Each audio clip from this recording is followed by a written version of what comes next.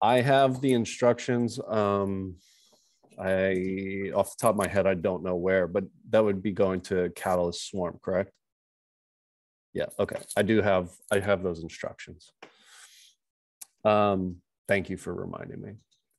So just very briefly, Wolfram Research was founded in 1987 by Stephen Wolfram, physicist. Mathematica is one of our main products and is used for R&D and education. We kind of do most of our work out of notebooks, which was a kind of like a pioneering concept at the time in 1988. Wolfram Alpha, a lot of people recognize this for. A lot of people use to get help in their calculus homework and other deep math homework. It's also a service that helps power Siri and Alexa.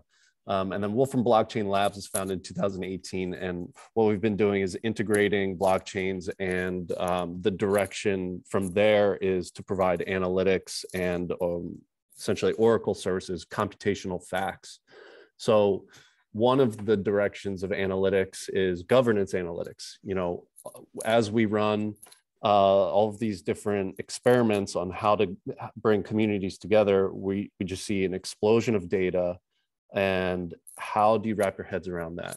One of the problems that I personally went through as coming into Catalyst Fund 7 was I just didn't have a good history of what's been going on. And it does seem to be kind of a problem a little bit for other people in the community, new people in the community. So there's this inequality between people that have been around for a while inside of Catalyst, understanding general processes and general best practices. And, you know, despite everyone's best effort to share as much information and make it public, there are still some silos of information. I just think that's always going to exist. And so it's just our job to continuously improve that process. So one of the questions that we're very curious about is if you could know anything about Project Catalyst, what would you want to know?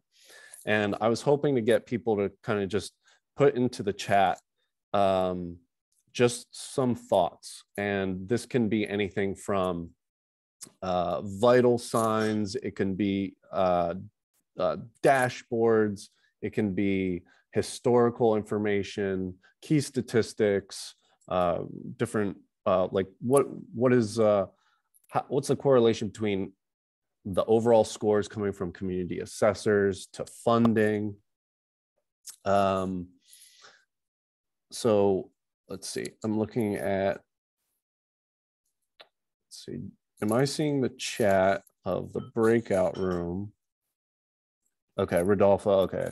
How it is improving ratios of success, right? We want to see for out of the total number of proposals submitted, how many were funded, and then from funded, how many have received funding, and then from that, how many have completed the project. And that goes deep into, you know, even the entities of who submitted things and what, where, why, when, how. All of those present different types of challenges of collecting that data. So again, please add some things into the chat. Who are the bots in the community advisors? Voting influence, yes. That would be something like, well, influence can be measured in a million different ways, right? And maybe Rodolfo, you can kind of just come off mute and share what influence you would be thinking of. Yeah, I'm thinking of the like power concentration, how maybe someone with a lot of ADA can push the Catalyst project in one direction. Maybe it's not the best one, or maybe it's what he thinks is the best one, but it's not maybe the overall, and how that gonna in the future gonna turn maybe with maybe if someone is pushing for NFT only and everybody goes to NFT, then Catalyst is going to be the best platform from NFT, but not for other stuff. Kind of that, I think. Yeah, and do you think that that influence comes out most strongly inside a town hall meeting, or somebody's very active in sharing their proposal, which is completely fair and fine? Where do you think last time we got a tweet from a guy in Twitter that is Rick, and he's really influential. He also was on the town hall, and I think that tweet influenced a lot of people to upvote or downvote several challenge settings. So maybe he was right what he's thinking, but he really influenced the voting. So that was one issue, but I remember. Okay, let me read a couple of these. Most valuable product / impact, right? We would kind of want to see the whole play out, the history, because some of the proposals from Fund 3 are still going on, right? And so not everything has been completed. And I don't think a new person coming into the community necessarily understands that it's not clear cut. It's not one fund happens, it ends, and then everything from that fund is finished, which, you can figure out with common sense, but it's not immediately apparent. Steve Lockhart, stats on successful completion of funded proposals versus the number funded, conversely, the number of failed funded proposers. Yep. And a lot of that information is tracked in, this is where some of you will be really helpful for us. I'm going to share another slide, but it's where we pulled our data from. And I'm sure that some people in here might have other places where they pulled data from. Tivo said dashboards which try to measure the collective sense. Did the funded proposal complete and succeed on the intention it set out? Yeah, so those are the KPIs that are, try to be quantitative inside the proposal, but are then measured, are assessed by the community assessors and given a rating. And that's all kind of a subjective thing, which is what we know we have to deal with. But did it set out on, did it complete and succeed the intention that was set out? Tivo, do you want to add more there and maybe read what your other point is? Yeah, so for what I'm maybe expecting is to have like a place where we can all, after this proposal is finalized or in ongoing, we have opportunities to share our happiness rating on 1 to 10, how it went, and that kind of as a collective we would be able to measure. Because for some of them that would actually help what Steve was expecting. Like if the proposal hasn't shown himself for 3 months, you could see the happiness face for everybody else that on transparency is low to be a sad one. And if something is happening, then you could see positive results. And if some proposals directly help somebody, you could see there's these spikes from specific person, hey, that was helpful. And then you can see the intention, that the proposal team or who is executing the proposal is trying to do what he was meant to do. And this way it was not just the KPIs, like how many whatever funds or revenue or views you got. Yeah, some type of sentiment goes a long way. And I think one of the things, at least my colleague John, we were at South by Southwest a couple of weeks ago, and one of the things that he pointed out was if you could have a live board of people reacting with emojis to what's being said.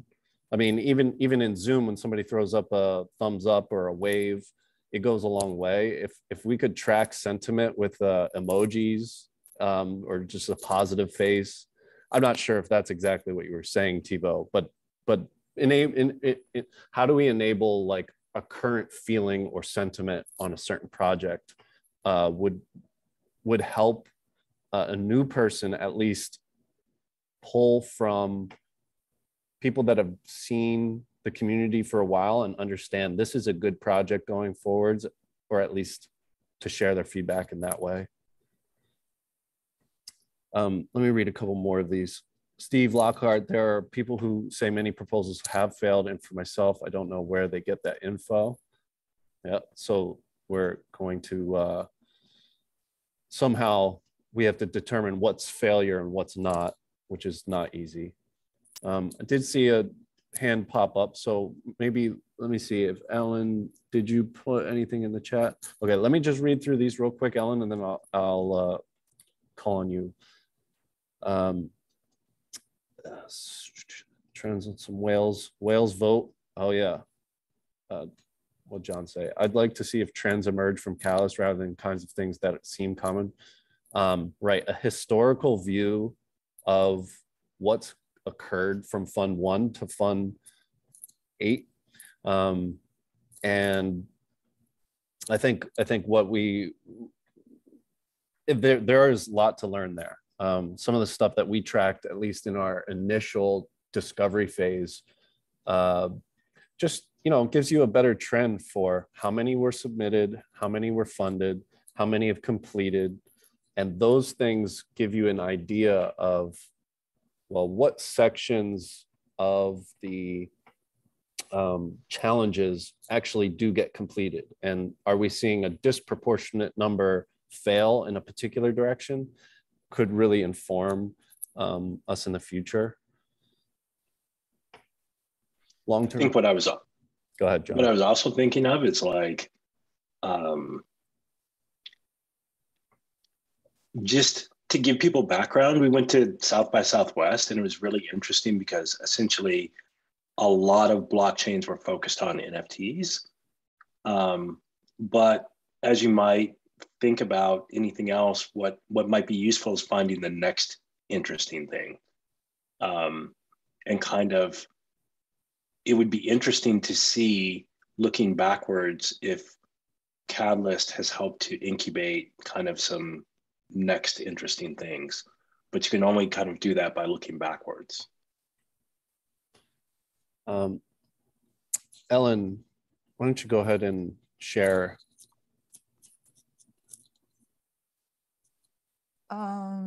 Yes, so let's see if I understand what I'm seeing here.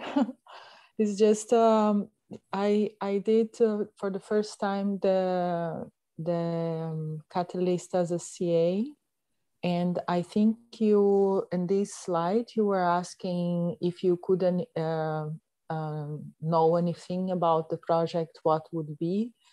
And I was kind of, when I was going through the projects, I was kind of seeing like there are some more technological oriented projects asking for lots of funds, and some other projects like related to community and culture and different topics, general topics, arts. They were like more like humble in terms of doing things step by step.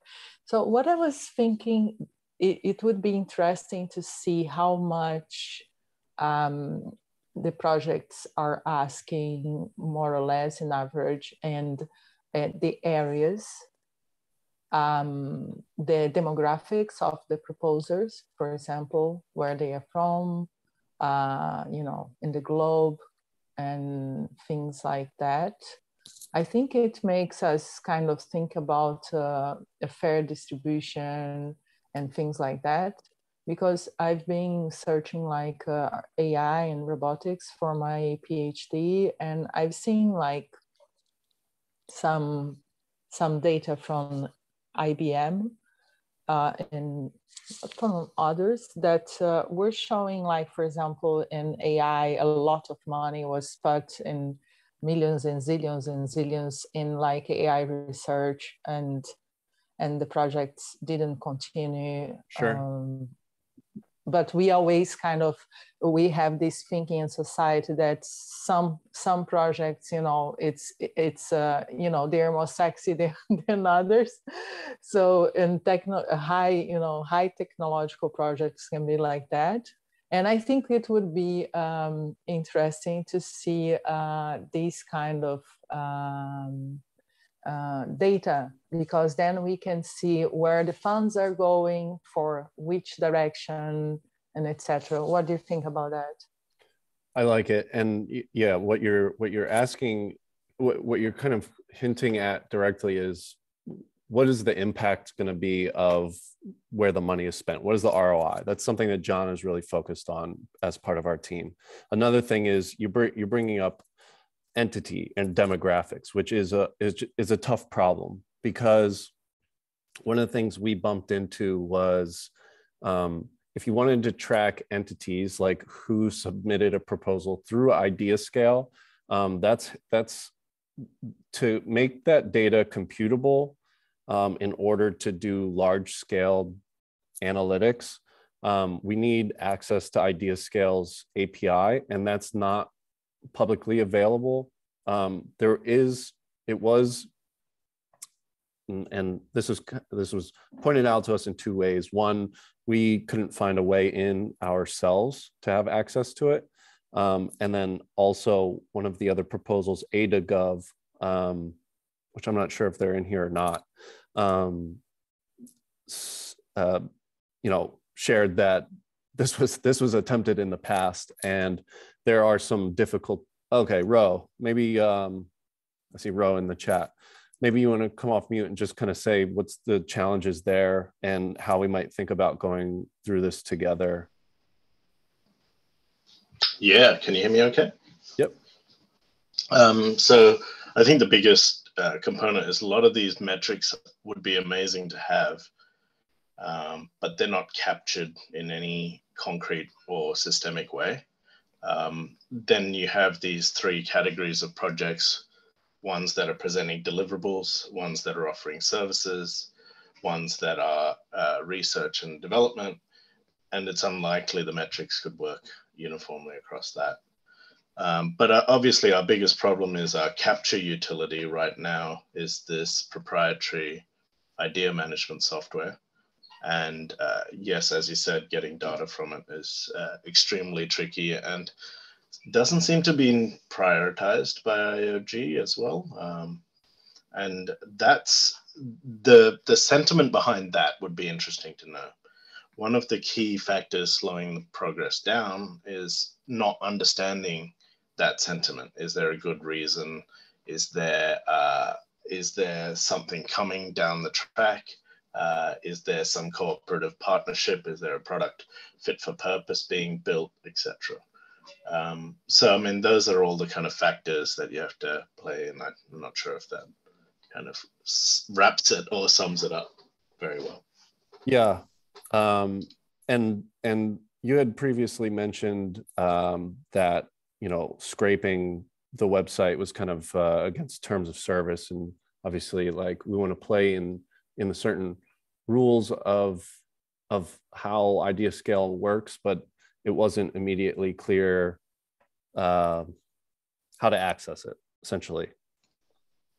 Yeah, so I think that the community has been kind of pushing for this API access, and there's a certain level that's hinging around the proprietary nature or the PII involved here, because you know, we have a community that's very privacy centric and privacy focused, but at the same time, you know, without the data, you know, we're liable to have, you know, people exploit the treasury, etc.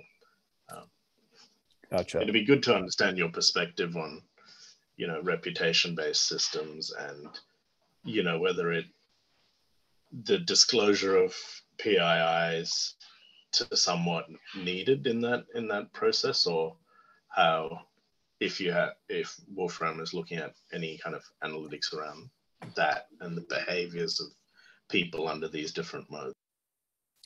We're certainly interested in it, but I would say that we're still kind of in our discovery phase. because what we've realized is a lot of the really valuable information does come from understanding whale behavior, large accounts, where they're moving to and from, seeing how voting occurs. And I'm talking about just in general across any chain. Understanding what the, obviously we can follow the money more in greater detail than we ever have been able to before. And so that includes voting, and that includes just kind of identity behind the scenes. And we do think that's valuable stuff. And we do think that that's part of like the ethos of being on a blockchain. But I don't think we've learned enough yet. And I don't think we're deep enough yet in these sources to feel comfortable sharing more information. I mean, we don't have a ton to share that's specific to PIIs, but it would be helpful to know how many people, who's been funded the most, and by how much have they been funded the most, and what are their roles inside the community. And then from inside those roles, do they have an outsized impact, going back to what Rodolfo was saying, of influence? Like if they're the ones hosting all of the meetings and have a large voting power and have the ability to speak every time, those are things that you might want to hear about, but I don't think we are informed enough to take it to that level of granularity. Just real quick, Steve, before I get to you with your hand raised, Naveed shared this, the spreadsheet to data into the chat. And I just kind of wanted to bring up a few resources just in case somebody's in this chat that hasn't seen this stuff yet, and then can also point out better ways of getting to what I'm showing. So here's a directory to Project Catalyst resources, and you can find different things about roles, communication channels, news, voting results. Inside the voting results, it won't necessarily take you to this link directly.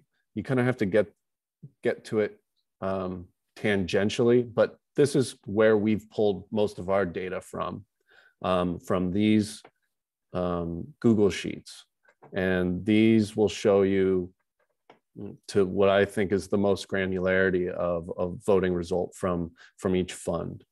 And then the tabs at the bottom can, there's just a lot of data there, and you can see some entities, for example, primary proposal, guarantor.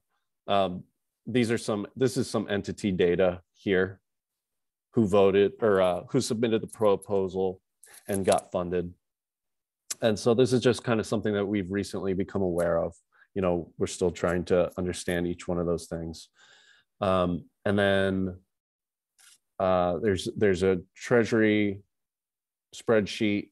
This is something that is hard to look at exactly. And so we just kind of want to break it down, make it more visual, make it more accessible for newcomers coming into the Catalyst system, so that they can get their bearings of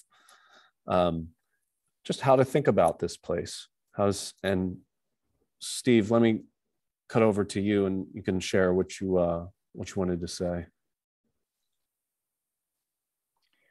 Yeah, that's exactly what drives a lot of my questions and my thoughts about this, because I've been involved since Fund 2 was going on.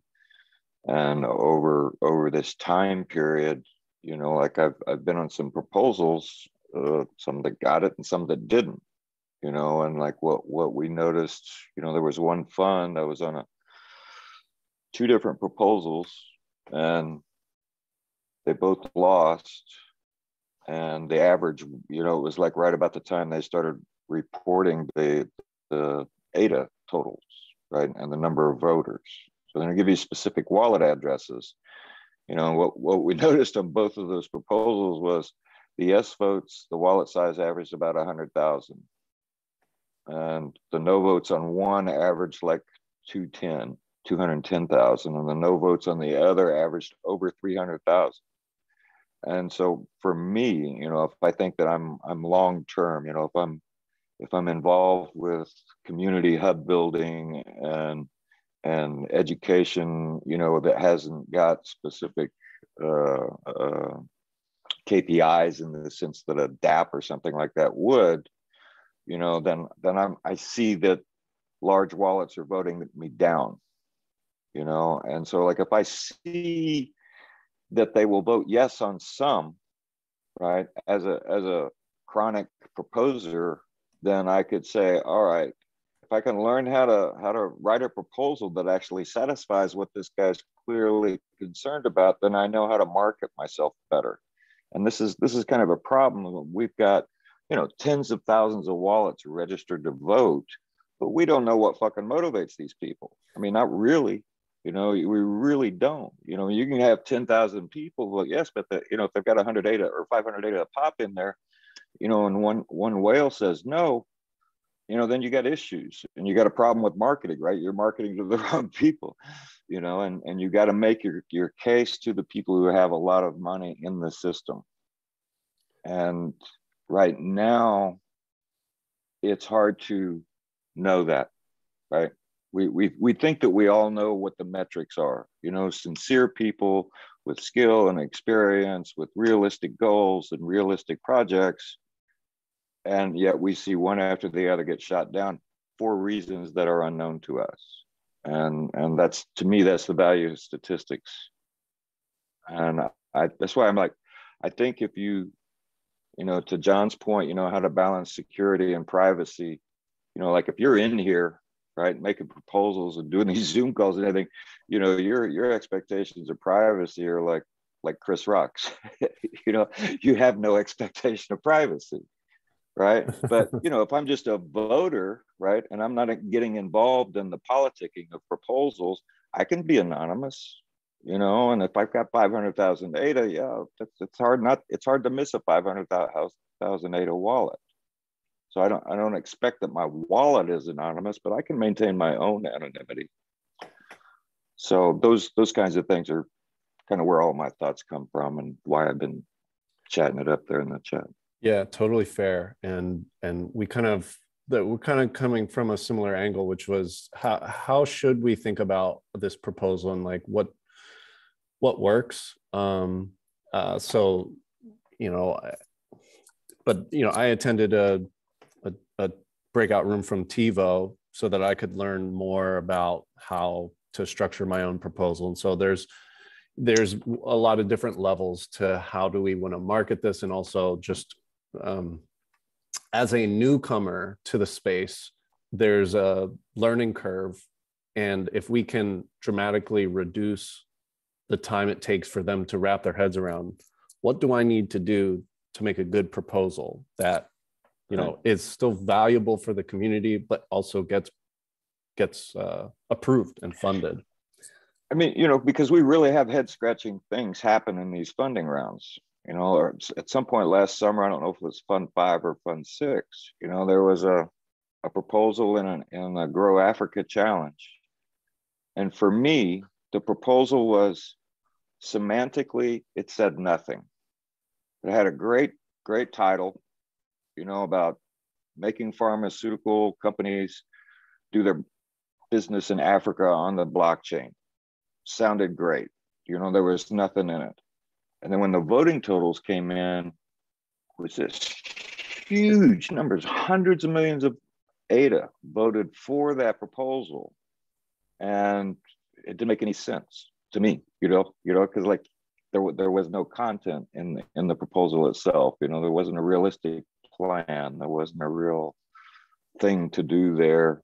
And so those kinds of anomalies, you know, are present. I think they're still present, you know, and that we have people influencing proposals getting funded, and it's not clear what they're responding to. I think I'm repeating myself, so I'll be quiet. No worries. Kenrick, go ahead. Yes, thank you, Steve. Very interesting presentation. Are the workbooks that you were showing publicly available, or are they planned to be available later? Where is the plan? So I was sharing just kind of something like this. So inside out of our Catalyst proposal, we do have a link that goes out to a few visualizations. Again, it's just our very first basic exploration into some of these things. But yes, we do want to share it so that the insights are shared within the community. And ultimately, I think what the best outcome of the project would be is, can we have this data in a computable format so that community members don't necessarily have to ask us the questions to find the answer, although we probably could make it easier or quicker getting to the answer, but we want to empower the community so that the data set is already clean and structured across all funds, which is not usually the case. Jesus, who's part of our team, who's in here, who's doing a lot of the deeper data work. Essentially, if something in Fund 2 is not exactly reported the same way as it is in Fund 6, and then it's changed in Fund 7, that causes a lot of disruption in terms of making the data usable, as I'm sure other data science people in here will understand. So we want to standardize it so that you can make your own calls and efforts from it. Great. If Kenrick, I have a follow-up question, and that is, I did some statistical analysis of the wallet distribution of the voters for rounds 4 and 5, but in discussions with Merrick during that time, they were in the process of adding some cryptographic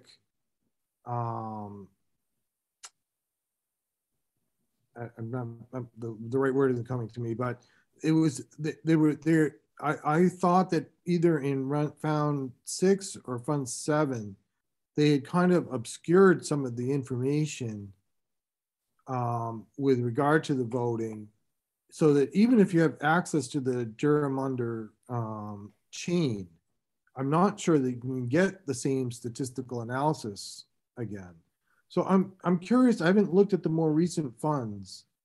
Like in what you've looked at so far, do you have data in terms of what the wallet size was and what they voted on? No, we don't. That's part of the plan, but we've not gotten there yet. No. Okay, so the PDF that they release with the funding results, there is a section towards the end of it where they give you, like ADA and wallet numbers, yes or no. So Steve, right. That's been going on.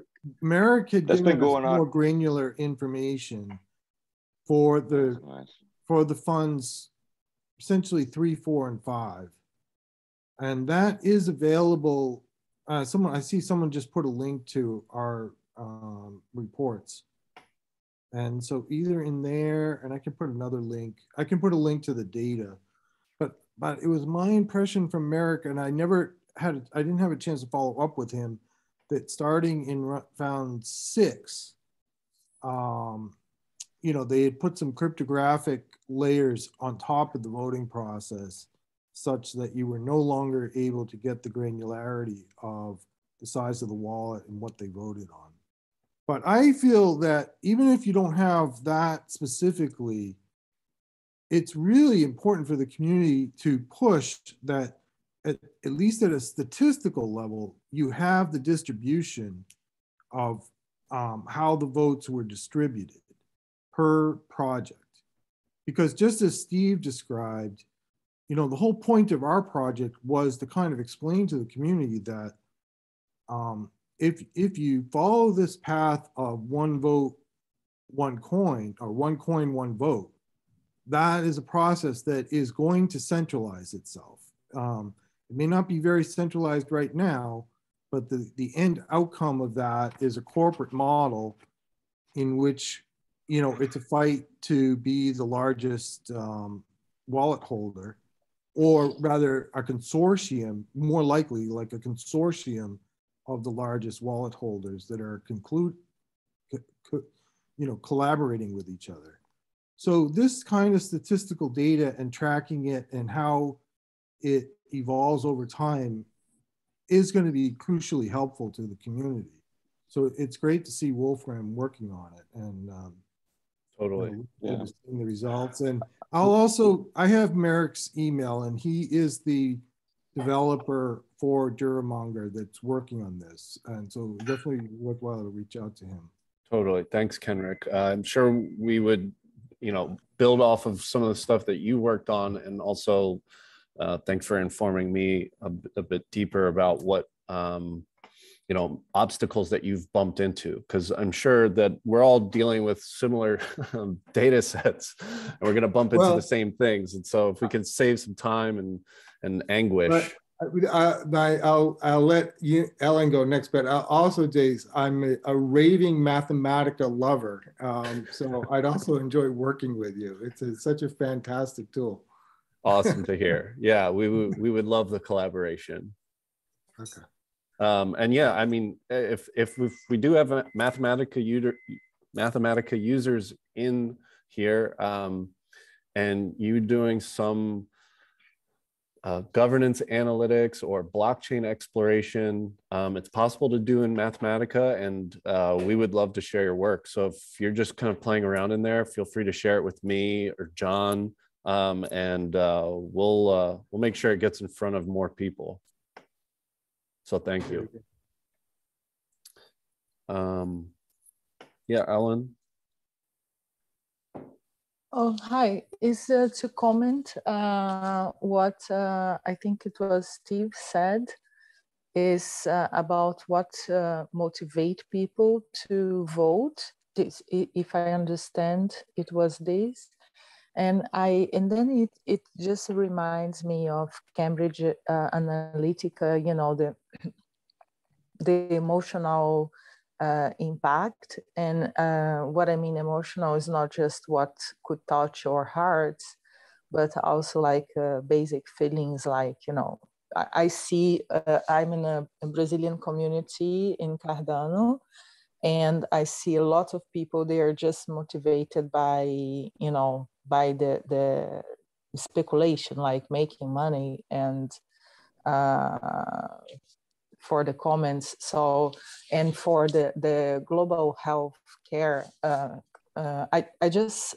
think he said something about pharmaceuticals. It's something that I thought, one point is, if the proposal, it was not complete in terms of maybe should the proposal go further to be voted. And another thing is, the first proposal I saw, it was this global healthcare on Cardano, and I thought it was a full proposal. And then, because it was my first time doing this, and then I realized that is a proposal for Fund 9. So it's more or less what Steve said, because it's like it's pharmaceutical products and blockchain. And I kind of see totally the merits on it. And I think that can also motivate people, because it's a kind of political movement somehow. Because in Brazil, we had this with the health system. I mean, there are many examples where they broke patents to control some, epidemics like HIV and things like that. So I think it has some, some appeal, like social and political appeal. And I think that can motivate people as well. And this is the comment I was about to say.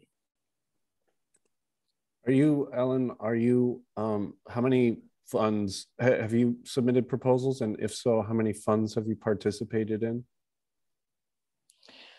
No, this is the first time participating. And I was planning to participate with a proposal, but I posted as an idea, I think.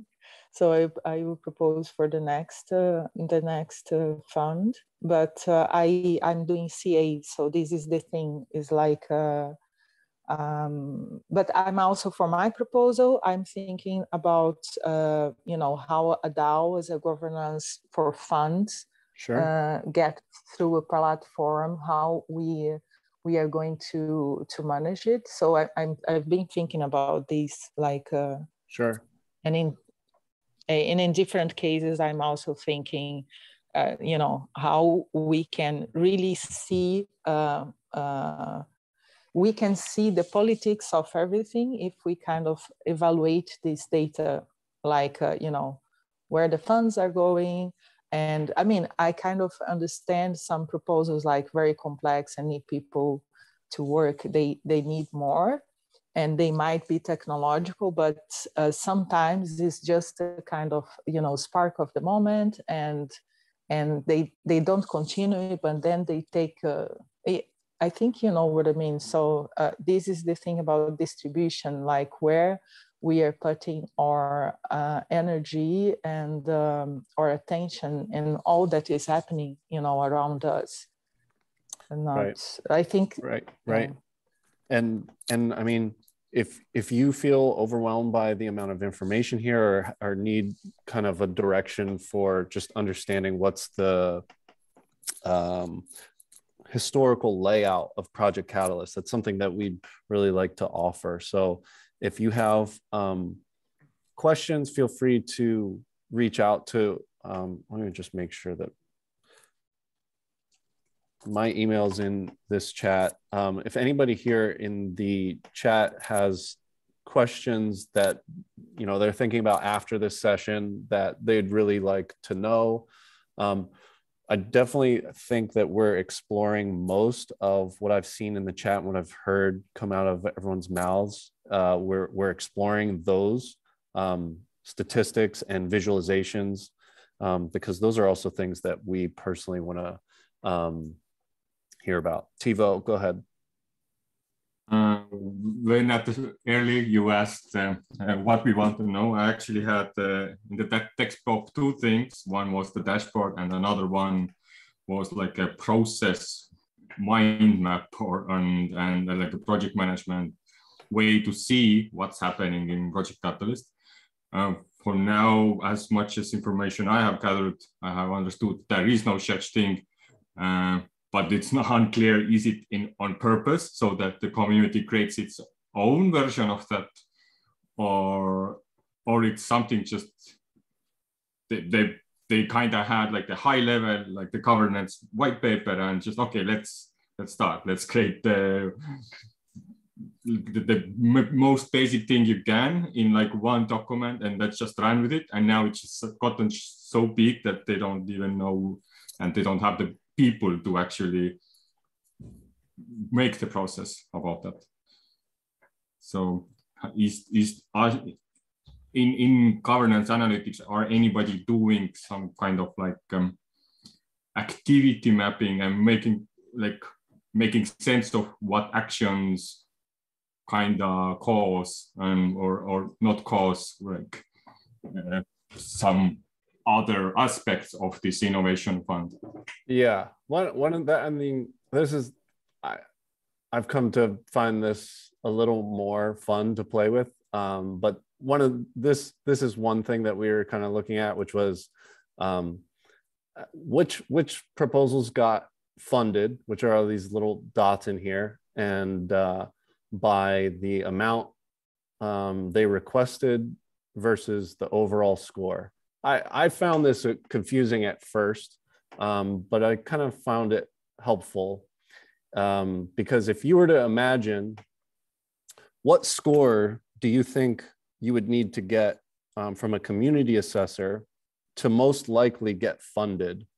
And if you went above a certain amount of requested funds, how unlikely do you think that would make you from getting funded? And the heat, Tivo, I know this is very basic compared to kind of the thing that you're thinking, which is just an overall activity map. But essentially you would think that you would find the most funded proposals at a score somewhere between 4.5 and 5, at a level of requested funding between $0 and $10,000. So it's, you know, things that are easy to fund because they're not necessarily enormous, but also got really great scores. And then as you move up here, $150,000 request, but with a great score. And then, you know, you don't really see any up in this region, which are really low overall scores and really large, relatively large asks. So, you know, we're going to get to a point where we can more easily understand what's going on with the activity and funding. You know, there's kind of some things where you can see from Fund 3 reporting, 4 have been completed and there's 16 remaining. And we're currently in Fund 7, 3 have been completed and 266 remain. So just general, what I'm calling kind of vital signs of what's going on would be helpful. And this is just part of a brief exploration. You guys can find more over at our Catalyst proposal, which will link to this stuff. I think if we have any other comments, anybody else have any comments? Otherwise, I'd like to wrap up shortly because this has been really helpful. I don't know if Ellen, you still have your hand up from last time or not, but if anybody else has any other comments or things that were not talked about so far, please bring them up now. I appreciate y'all doing this. I didn't know that you guys, the Wolfram Blockchain Labs, was getting into this too. So I really appreciate that. Likewise, and yeah, I mean, we're happy to be in this community, and like I'm having a fun time exploring what's going on and learning it as we go, and it's kind of exciting to come up on a new fund and submit some proposals and drum up support. So we're having fun with it, and I hope everyone else here is having some fun too. And if you're not, maybe we can make your day a little bit easier. Yeah, I don't think we get too many chances to do this in our lifetime. So yeah, True. I think it's pretty cool. That's good perspective. Yeah. So quick question, Steve. Yes. Hi. Hi.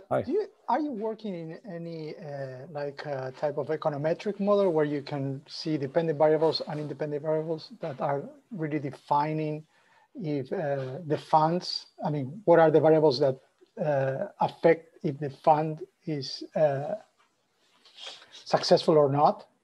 I mean, I'm talking about what you just show on that map with the size of the funds as well as the scores,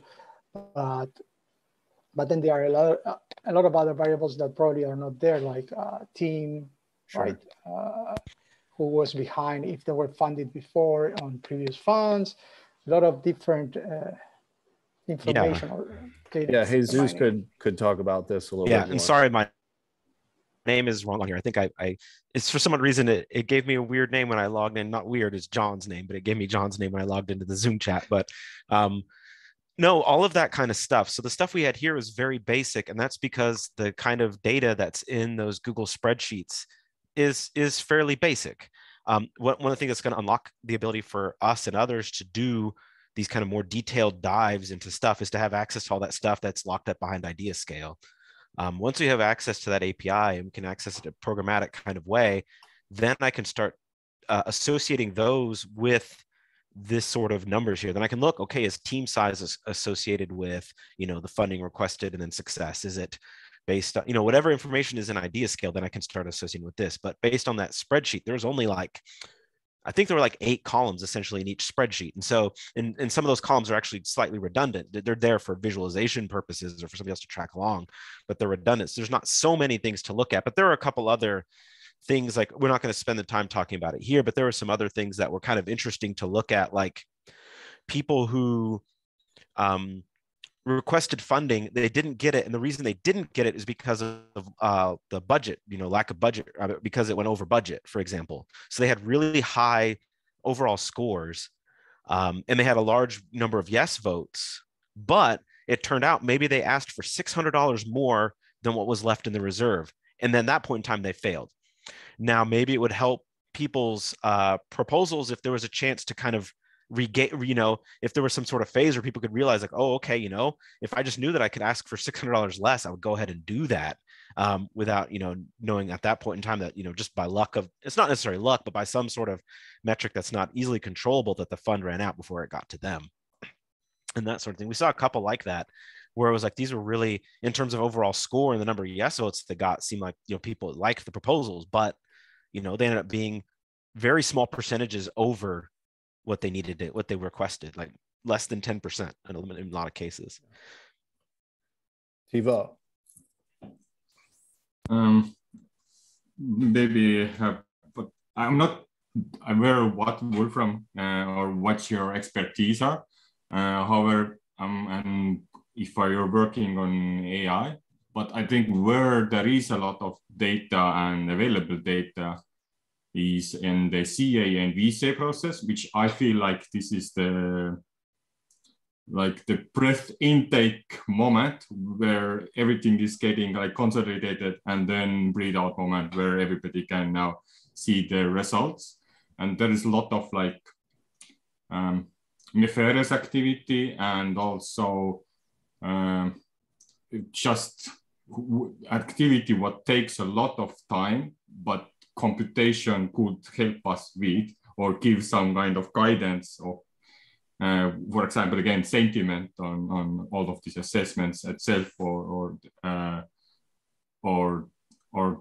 VCA like assessments in a sense, like are they deviant or have some kind of different agenda? And I'm just wondering if you have looked into these kinds of data too. Not yet, but I think there would be plans to, and certainly once we have different types of data, at least, even if I may not be a personal expert, we do have, stuff around here, and we have people in the company who would know how to use a lot of some of these, let's say, more AI or machine learning techniques to do some of this stuff, like, some of the sentiment analysis, or, those kind of large, like, especially if we're dealing with like textual data that is really difficult, like, when it's just numbers, there's certain things we can do. But once we start getting to non-numerical data, so we have text, maybe we have, I can go down the line of like even other kind of things, like if people are attaching images to the proposals, like that sort of, just the existence of that sort of stuff. There's a lot of things we can eventually start looking at to kind of start looking at that sort of how those things are going to influence voting and whether things are successful or not. Yeah, definitely an interesting direction that should be tackled. Again, I think we're scratching the surface, and in the collection and curation and cleaning of the data phase, so that we can kind of lay the groundwork, wrap our heads around it. Because this initially, this is something that we wanted to learn for ourselves, and then see what's valuable for the community afterwards. And then from there, Tivo, you're looking at it and you're like, I do need to know this. Like, I would really love to know this thing about it. We can then, go into a sentiment, maybe take an entire proposal and just pull out. I don't want to guess what we're going to be able to do, but it's that progression is how we see this proposal playing out. Is start the basics and then go as deep as possible, because essentially governance analytics, it can be overwhelming, and to vote on so many proposals is overwhelming. And people, we're seeing that with the DREP thing, is at some point you might want to defer your ability to vote to somebody that has more information closer to the project. And I think we want to strike that balance between offering that capability to anyone to know where things stand so that they can make their own decisions, but also then outsource once it feels too overwhelming or not, or somebody has more insight. That's at least how I'm thinking about the progression of our proposals.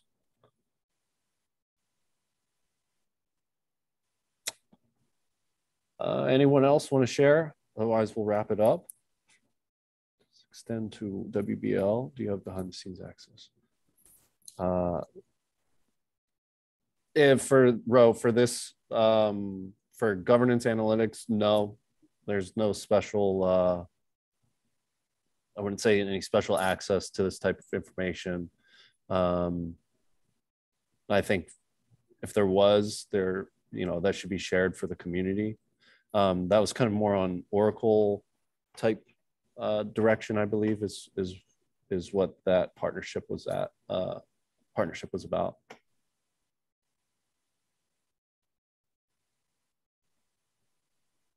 All right, well, everyone, thanks for coming in, and looking forward to doing this again and present some further findings at a later date. And yeah, feel free to, let me put my email in this again. Feel free to reach out to me if anything comes up, if you're thinking of something you really want to know. We want to know about it. And yeah, thanks for everyone for sharing, and we'll see you at the next town hall. Thank you. Thank you very much for this. Thank you. Yeah, thanks everyone. Thank you, gents. That was really interesting. Thank you. Thibaut, we will be sharing this, and so when I stop recording and I receive the MP4, that's going to the Catalyst Swarm upload form, correct? Yep. Okay. Appreciate your sharing. Talk next time. Wonder, do you join ITFest and share your pitch there? Yeah. So you I've actually signed see up. in the weekend. Yeah, see you this weekend. That's right. The community usually goes like that. See you. Oh, okay, tomorrow. Yeah, that's right. Good stuff. Ro, will you be there? I think we have a meeting with Ro this weekend or Monday. Yeah, that's right. Monday next week. Yes. And we're an Idea Fest as well. So I think our presentation is just after yours. So cool. Should be. I think everybody here will be seeing a lot more of each other, I think. Right. All right. Well, looking forward to it. See ya. All right. Likewise. Take care. Bye.